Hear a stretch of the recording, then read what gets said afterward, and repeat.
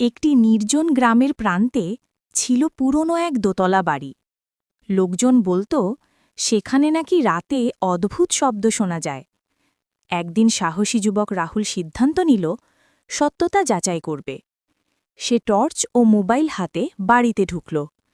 চারপাশে ধুলো, মাকড়সার জাল আর ভেজা গন্ধে ভরা ঘর। হঠাৎ কর্কশ শব্দে দরজাটা নিজে থেকেই বন্ধ হয়ে গেল। রাহুলের বুক ধড়ফড় করতে লাগল। উপরে থেকে ভেসে এলো কারো পায়ের শব্দ।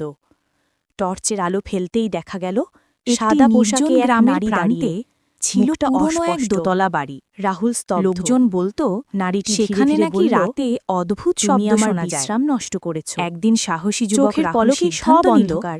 সত্যতা যাচাই সকালে গ্রামের লোকেরা বাড়ির দরজায় রাহুলের বাড়িতে পেল।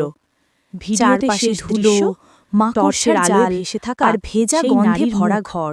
তারপর হঠাৎ কর্কশ শব্দে দরজাটা নিজে থেকেই বন্ধ হয়ে গেল। ছিল রাহুলের বুক ধড়ফড় করতে লাগল। লোকজন উপরে থেকে ভেসে এলো সেখানে নাকি রাতে অদ্ভুত শব্দ শোনা যায়। আলো ফেলতেই দেখা গেল একদিন সাহসী যুবক রাহুল সিদ্ধান্ত